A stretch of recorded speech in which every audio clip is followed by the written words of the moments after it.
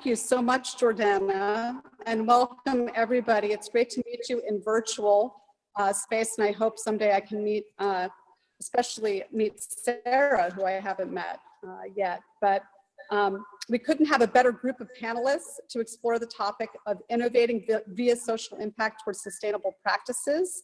The format will start by my asking a question, a specific question to each of the panelists. I welcome questions from the audience. I'd like it to be snappy, but take your time also to give the audience a sense and flavor of what you do and what your passions are. So I'd like to start with Oskar. I don't see you on the screen, but I know you must be there. Hi, Susan. But okay, hi, that's great. It's so good to see you. Good to see you, Susan. How long? It's wonderful. So my husband and I met you, as you recall, in Rio 7 years ago, and you have the most incredible home, and we watched the surfers while having drinks and dinner with you. I really look forward to seeing your art studio in Soho and really catching up in person when we can. But I was very curious, as someone that's been trained in medicine and really now lives in the realm of art and design, you've designed a life that I think is remarkable and so successful. And I'm just wondering that if you could talk a bit and be free form about your work as a global Will Ambassador for Culture and Peace and Sustainability, and also your current work using art and design to elevate what's most important to you. Hi, Susan. Yes, I think it was during the Rio Plus 20 when you and David were in Rio de Janeiro. Yes, yes, environmental summit from UN. Susan, I think it comes from our education culture. You know, I come from a family of academics. My father founded the Faculty of Medicine, and my mother founded the Faculty of Art, History, and Philosophy. So I'm an artist since young, sensibility, spirit of an artist since young. My education was on science, as a physician, a doctor. I work as a doctor, as orthopedics for a long time even. I think fashion came to me people always think that's so strange how a physician become a fashion designer, an artist. I like to say that people don't know, but what's the profession that most understand about a human body? It's a physician. And fashion is about to design a physical layer under a human body. So it's not so far if you think that. Biomechanics on the feet, on shoes, things like that. Also, when we think that fashion is about not only the physical layer over a body, but it's a cultural layer over a body. I think this comes maybe from my, sensibility of an artist to feel, to understand what's around us, the zeitgeist of the society. This is about what fashion is. So, also about a physician. The physicians, we learn to listen, we learn to observe, and we learn to feel the human being, not only the human body. So if you think, it's very, very related what really fashion is. Fashion is not about just clothing accessories. Just fashion is about, we say, mode in French means modus, ways and behaviors of a society. So, as a fashion designers, of course, we have to be inside the zeitgeist of the society. For me, how did it come to sustainability? Rio de Janeiro hosted in 1992 the most important summit for our global society on sustainability. It was the first time we have talked not about preservation of nature, but about sustainable development. That was the moment I could really feel that it was so romantic before and almost utopic, just the thinking of preservation.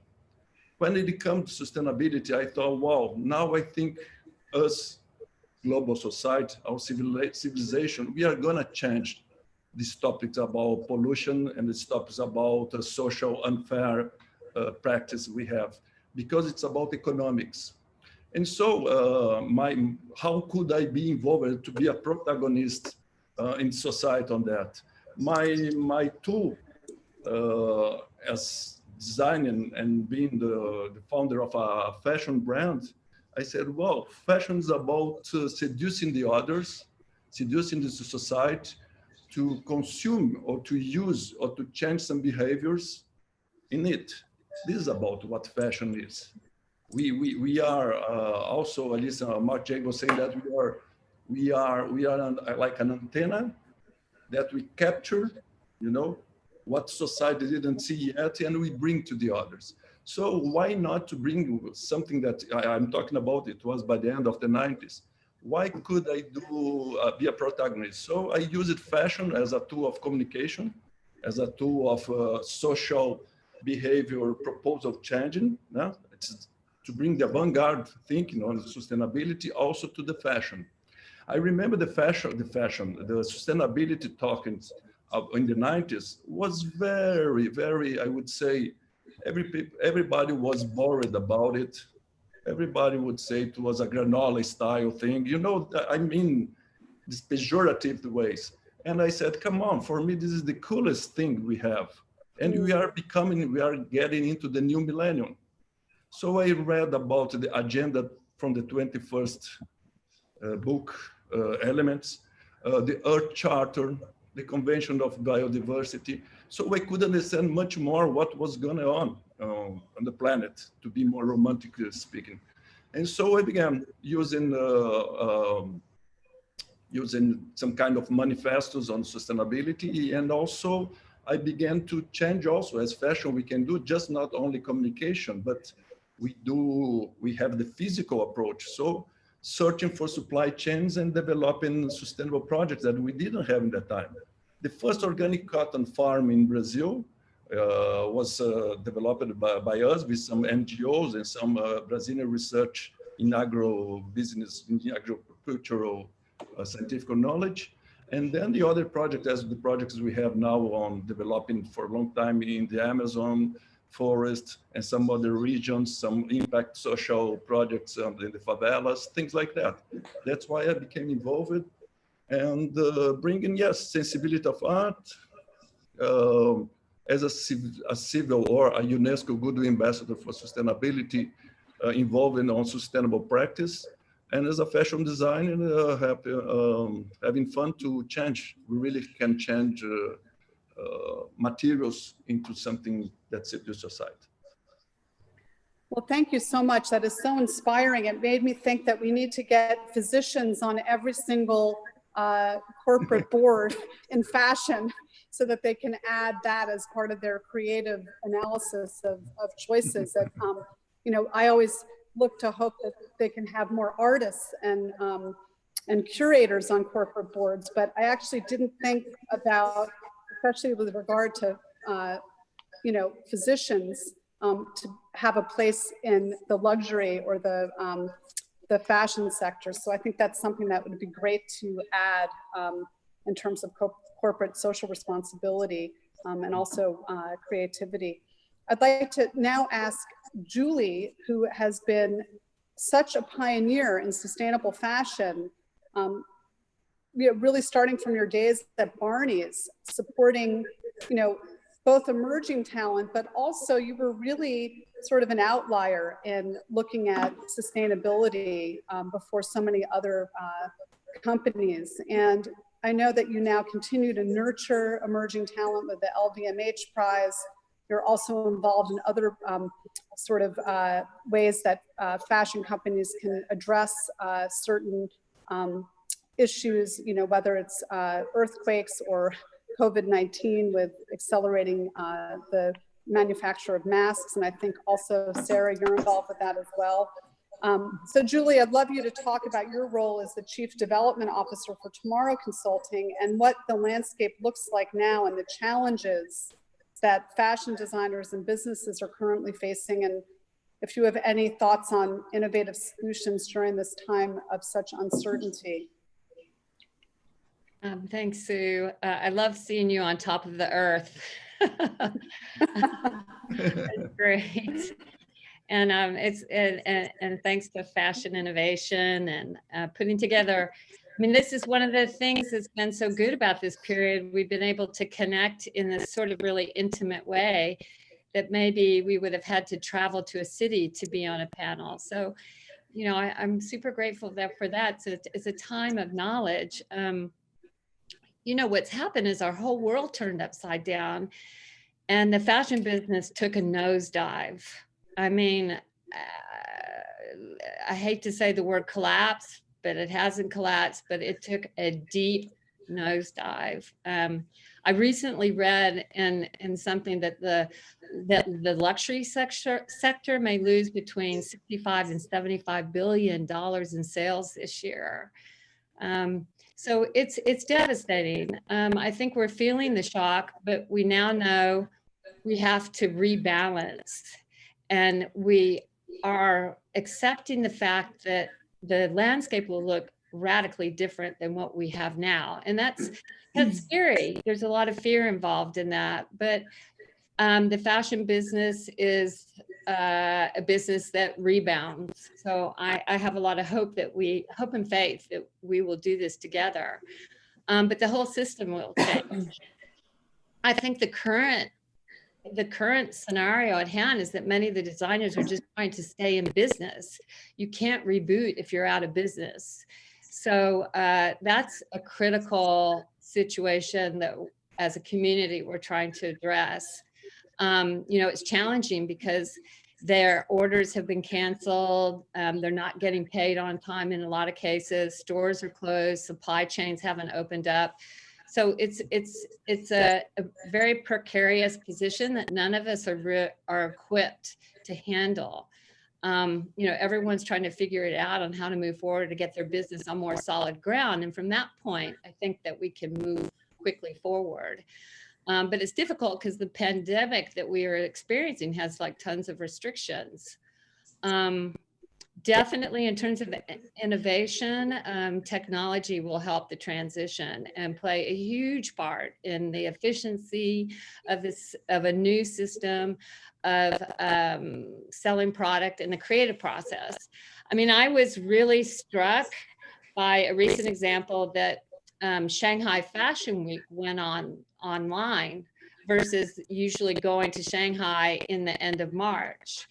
And that they did it with such speed after being the first one to really experience this pandemic. You know, WWD reported that over 150 brands showed, and that showed their 2020 collections. And they did this all with having their system shut down as well.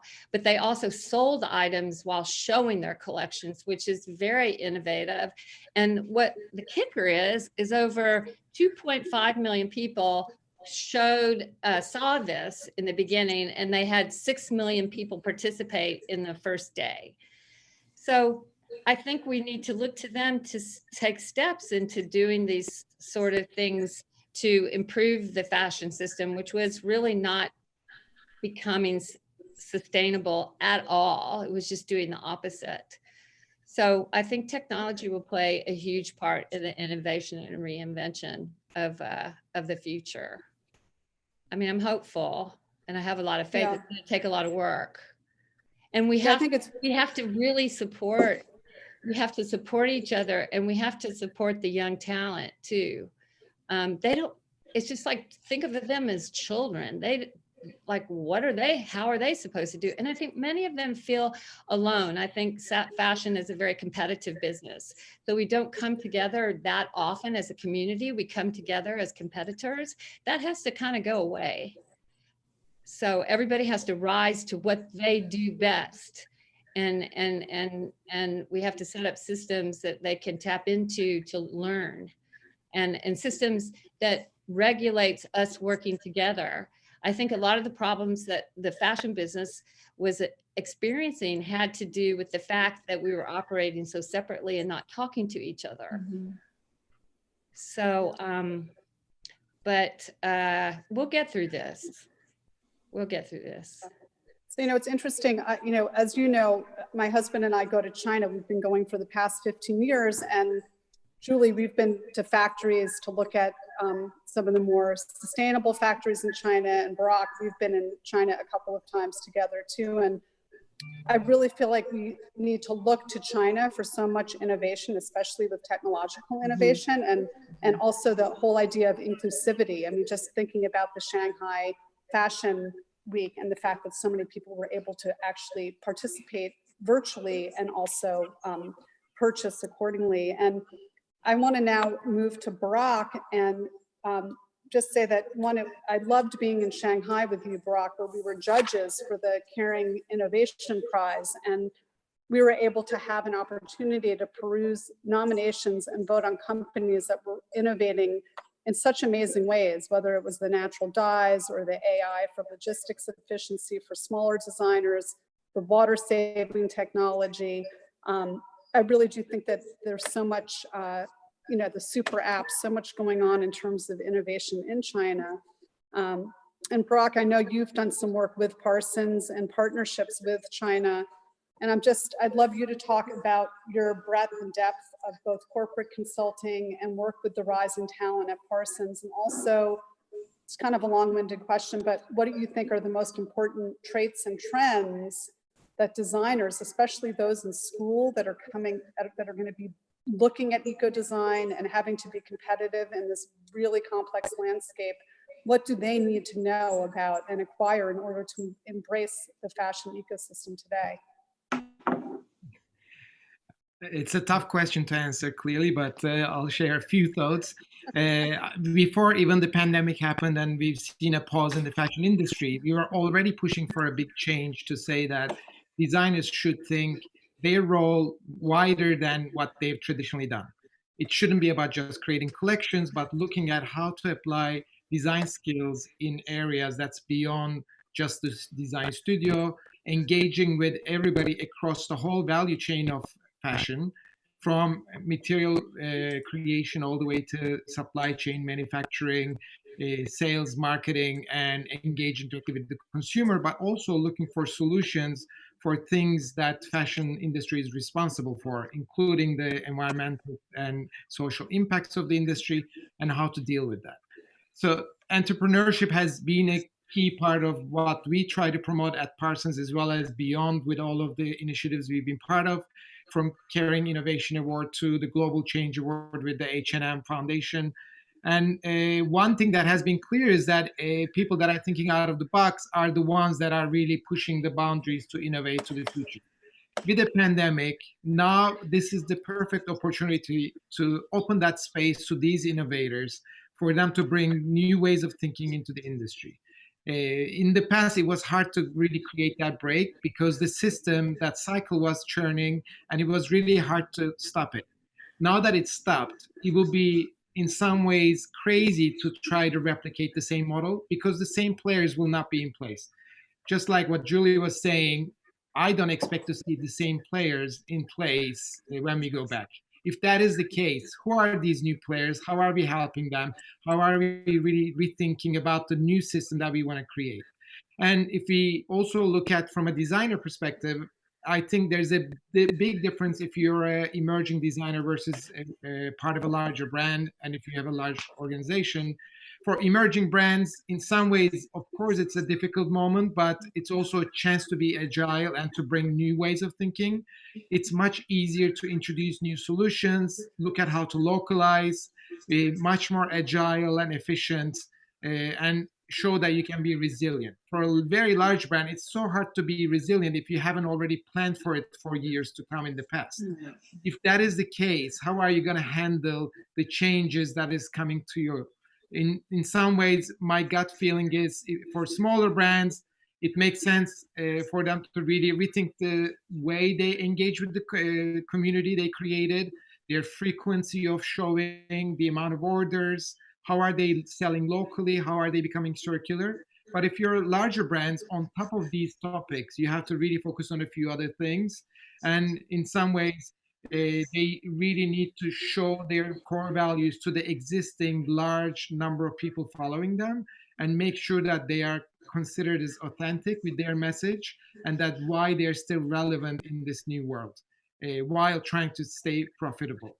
And to be able to do that, they really need to use different tools, engage with entrepreneurs, in some ways invest in new technologies for materials manufacturing, knowing that the return is not immediate, but also commit to supporting them by commercializing those solutions in their own value chains, so that those solutions can be much more relevant to not to their brand, but to the rest of the industry as well.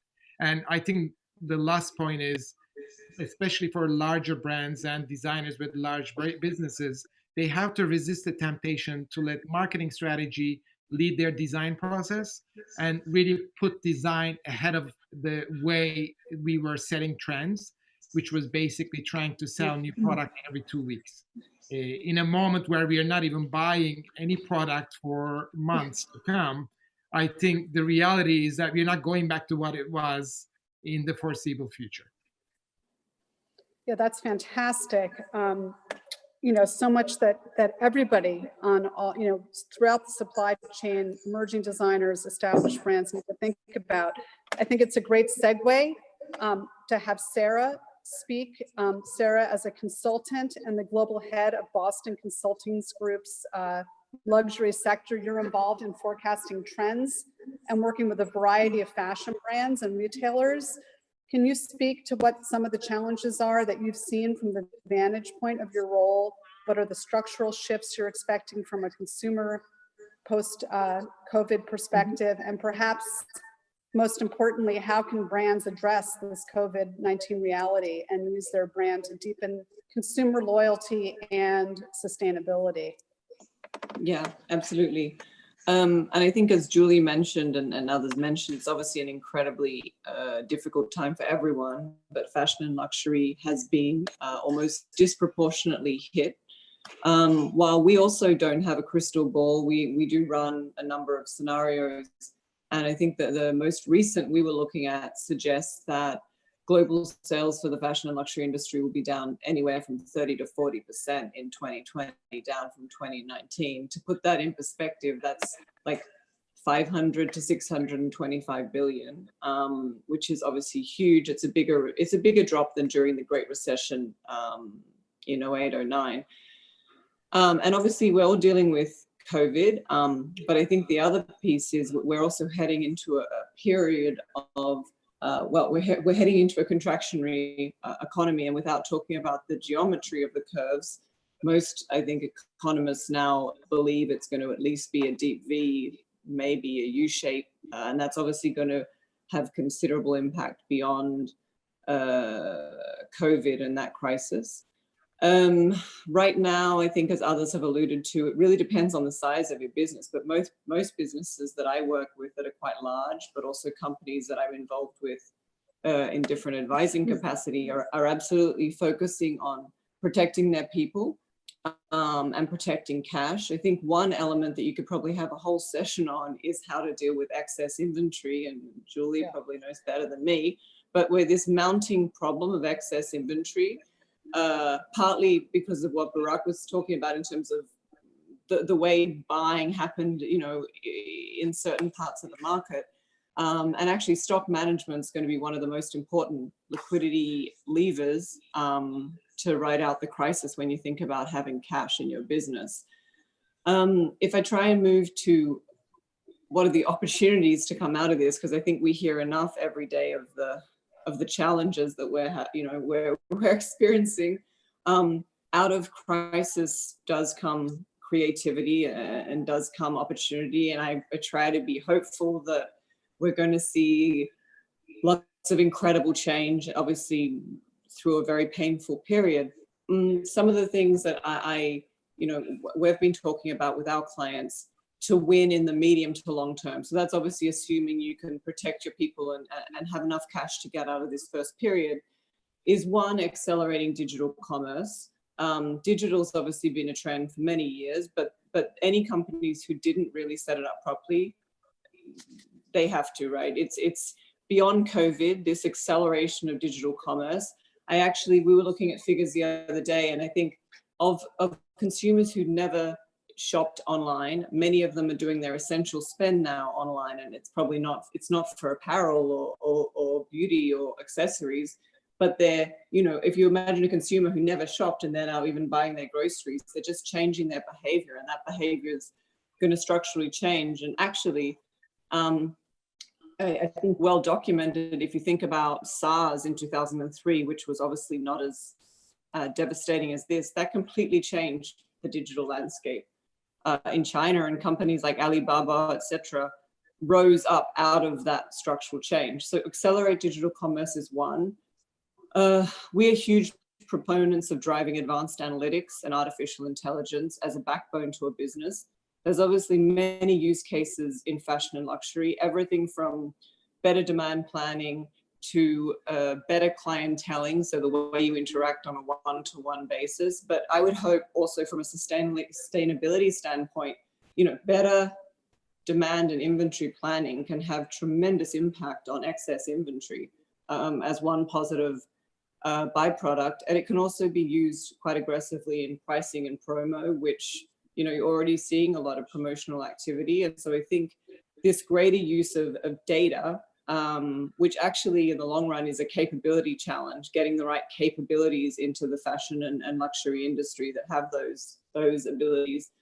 And then the couple of other things that we think companies need to do to really survive medium to long term is going beyond the product. And I think, Burak, you were talking a little about this as well. This can't just be about selling stuff to people. It's also about engagement and inspiring. And even in this moment when everyone's sheltering in their homes and sort of moving inward, there's this ability to still dream and be engaged beyond. And you see a number of companies doing this really well. Especially in China during the lockdown, you saw Nike doing an incredible job with Nike Training Club. I think they've had more adoption than ever before as people shift towards health and wellness.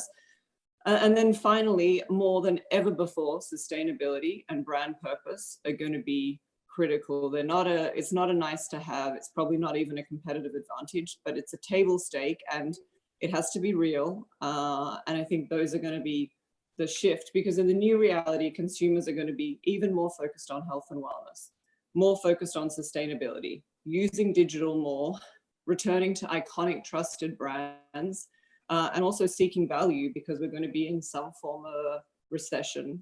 But they're just a few thoughts. Yeah, I have to say, I love the quality and the content of this discussion and what you're all talking about, because I always say that it's so important to move from consumption to creativity, and we need a different world. And this particular crisis has sort of accelerated what I think a lot of people in the climate movement have wanted people to do, and that's to wake up. And I'd love to have Oskar talk a bit about, and also each of you, just like, you know, what is the most radical approach you've seen? Like whether it's a book, you know, Oskar, you mentioned, you know, the Gaia and James Lovelock, just to talk about like what it is, because I personally believe we need a massive transformation.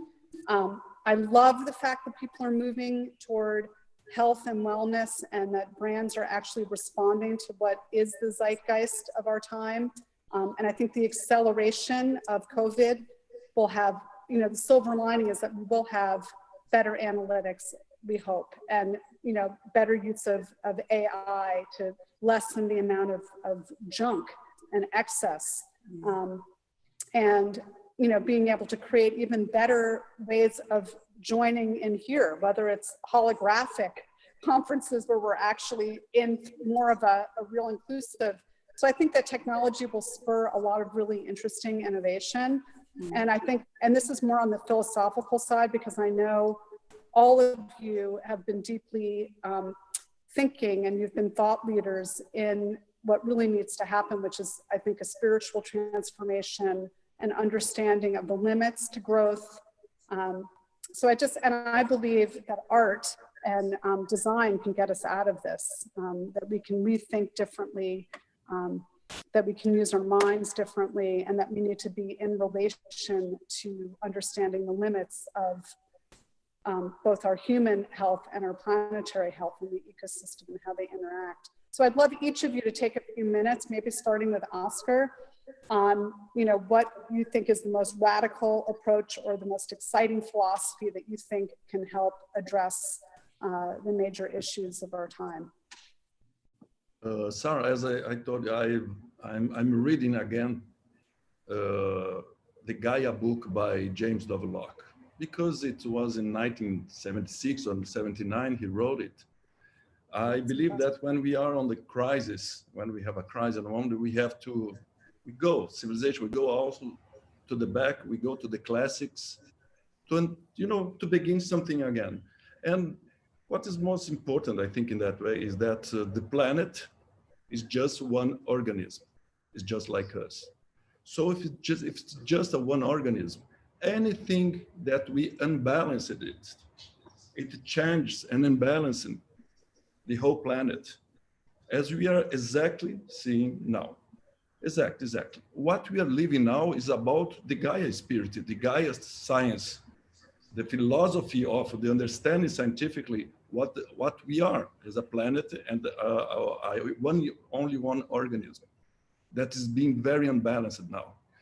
What I think what's going to us, to our generation in this, if we see the era of the civilization, our line of civilization, we can see that the planet almost died many times, sometimes. The glacial era, the meteor, the plagues, the other plagues and disease that we had, the world wars, the nuclear danger that we have passed through. And now the sustainability of the planet that's going down. That's why we're talking here now.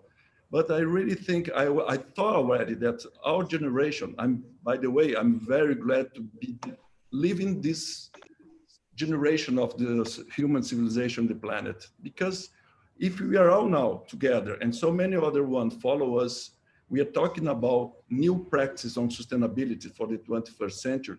It means that the human mindset has changed already. So I'm very optimistic on the sustainability of the planet because we have changed. And we know we have already philosophies, concepts, and even practice and equipment for sustainable development of the planet. What's going on with us now at the COVID? I really think it's about respect.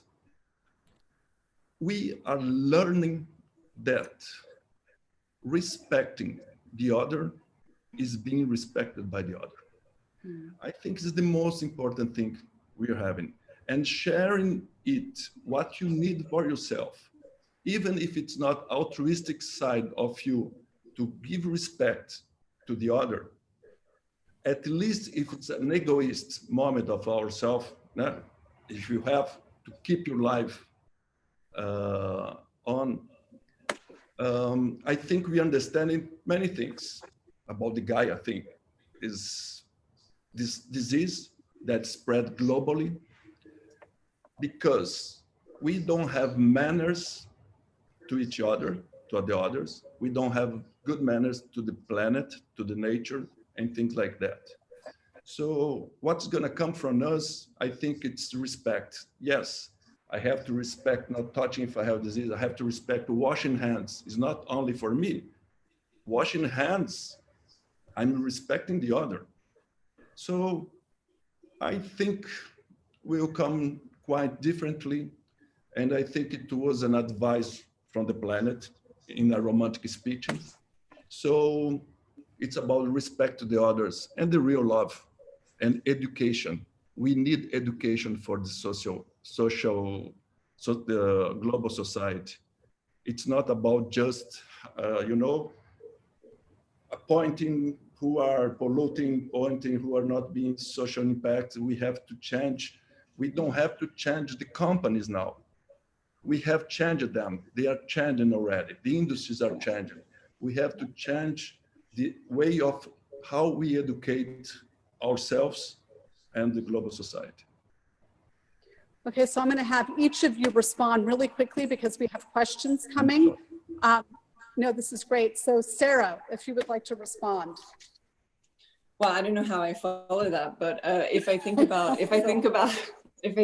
sustainability, first of all, there are many companies who I think are doing brilliant things. I love the singular focus of Gabriela Hearst's brand. I love what Reformation's been doing at a great price point for years, and trying to have some proper measurement for consumers and make it easy for them to understand. I think on the production side, Bureau de Patek, what they're doing now with sustainability is wonderful. And I'm also a huge advocate of alternate materials and companies like Modern Meadow and others that are doing really transformational things.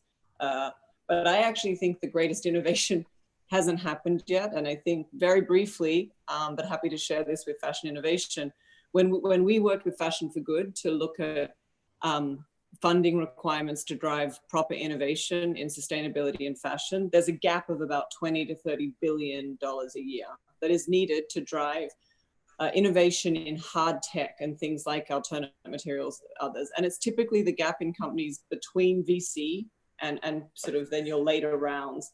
And so I guess my plea is that we really get the finance and investment community realizing what a tremendous investment it is to propel beyond where we are now, because this financing gap is real, one. And two, we need to build better trust with consumers. They want to shop sustainability, but there's no USDA organic of materials. There are some, but there's nothing widespread.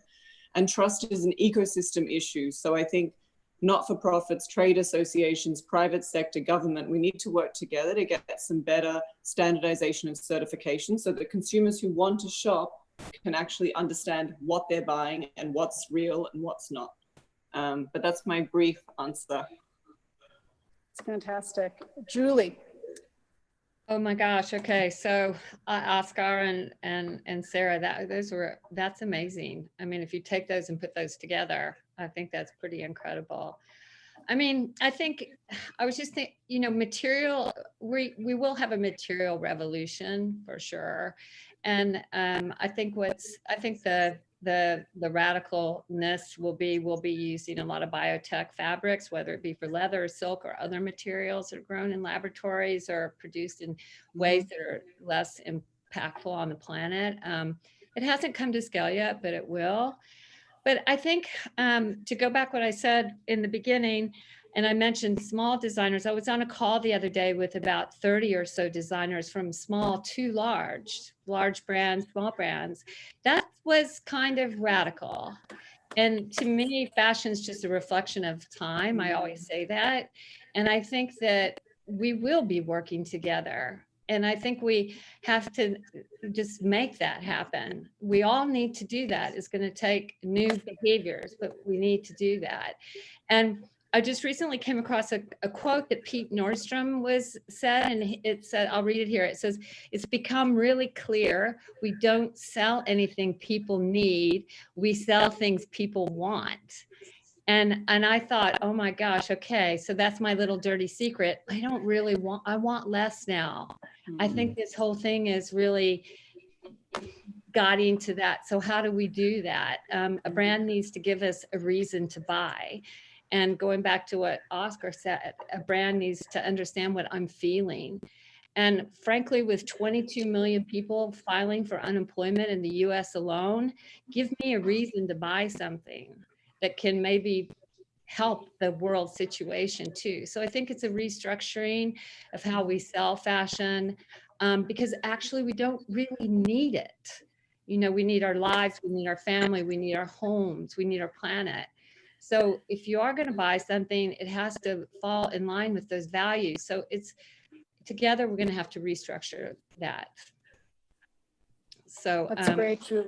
Again, I feel hopeful and faithful, but we can only do this together. I can't emphasize that enough. It's the only way forward. That's so we great. have Burak. Oh, sorry. Go ahead. No, I mean, it's definitely complementary. What I wanted to kind of reflect back is, regardless of how many products you're buying, I always think about that whole value chain, and it takes about 5-6 layers to be able to create a product from the material all the way to the consumer. So anybody who's bringing those together, those layers, and making it much more streamlined is bringing a big innovation. So for example, the new material innovation that's happening in the lab, such as new cotton by Galley or new coating by Whirlpool, is a nice way to think about it. That's eliminating several layers. But beyond that, on the designer side, I've seen another approach, which is existing technology, but most designers hesitate to go there, is that using only digital tools to be able to design and showcase all the way to the showroom a product without creating any sample. And that kind of innovation makes a big difference in even thinking how many pieces we need to create, and saves a lot of money. It makes business sense. But the tools are there. You can fully digital design and create 3D images and be able to even sell to buyers product without actually having any physical sample in your hand. So that kind of innovation that's ready to go should be much more adaptable at this moment, because there's no other way to produce.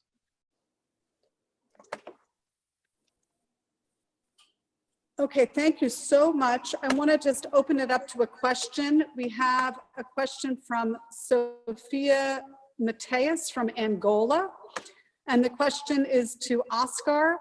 And she asks, I would like to ask, what would be your advice to someone who is starting a sustainable business based on the value of crafts and local natural materials on the same time we deal with local poverty in such a high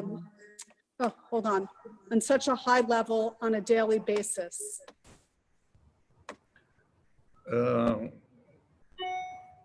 We have to remember that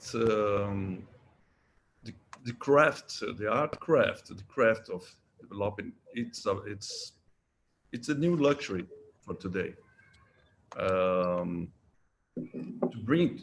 develop, I think most important, I believe for me, is first of all, bring the spirit of its culture, colors, forms, concepts, the spirituality of the region that you work at this art craft. Not trying to do something that you look and see from other brands around the world, but bringing your own culture inside, developing, of course, the ways of the design. I think what we do in Brazil with our artworks and in some indigenous tribes and some poor communities also, we help them to develop a more sophisticated design. It doesn't mean we help them to bring their culture, the meaning of their fashion, to bring their own culture. We just help to them to achieve more quality, to achieve a better design, and to achieve a kind of management on the supply chain and the way how to be on the commercial market. Okay. Hold on. I'm trying to get out of this thing. Okay, so we have about one word. Today, what is most important to you as you continue your careers? I guess I'll start and I'll say, and it's just to lead with love is everything. And if we loved ourselves and loved the planet, Oskar was saying, we'd have it. Hope is power. That's great. Oskar. Listen to yourself, listen to the others, listen to the nature. Have the chance to listen in your street and your neighborhoods in this silence now. Listen. Burak. Stay true. Yeah, I just did. Yeah. I guess stay true to who you are, especially the person you just discovered in the past couple of weeks. And Sarah, I'd like to end with your comment. So I was going to steal Oskar's and say respect, because I think that's an important one, but I also think evolve. I think we all have to continuously evolve, and we see as humans, you can get used to things pretty quickly, but if we don't push ourselves to evolve, we're not going to create or innovate out of this.